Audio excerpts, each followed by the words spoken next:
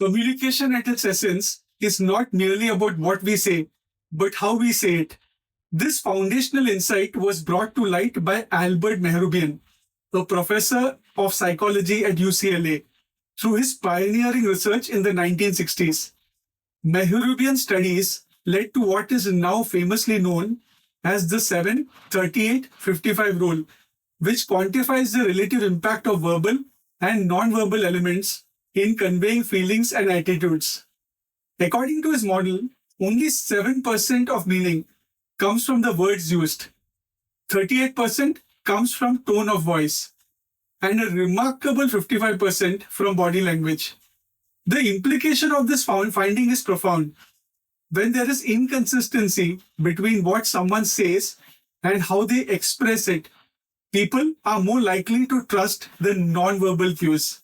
For instance, a leader who says, "I am open to feedback," with crossed arms and an impatient tone, is unlikely to be perceived as genuinely open. The non-verbal dimension overrides the literal message. This makes alignment between words, tone, and body language the cornerstone of authentic communication. However, Mehrabian's rule is often misinterpreted.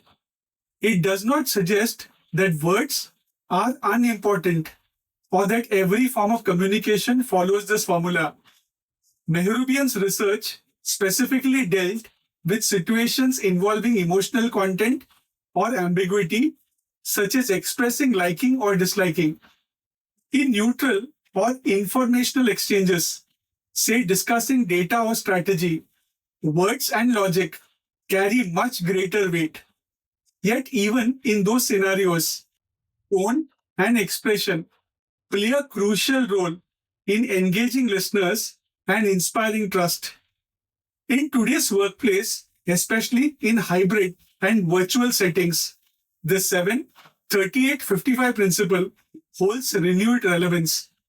Video calls, emails, and voice notes all strip away or distort parts of the communication spectrum. Leaders and professionals must therefore cultivate heightened awareness of how their tone and non-verbal behavior influence interpretation. A calm voice, attentive posture, and consistent facial expressions convey credibility as well as empathy, while distracted gestures or abrupt tones can inadvertently damage rapport. Ultimately, Mehrabian's model reminds us that communication is not a data transfer. It's an emotional exchange. The words we choose form the skeleton of our message, but tone and body language breathe life into it. Mastering this balance transforms communication from being merely heard to being felt, and that is the hallmark of truly effective human connection. Thank you very much for your time.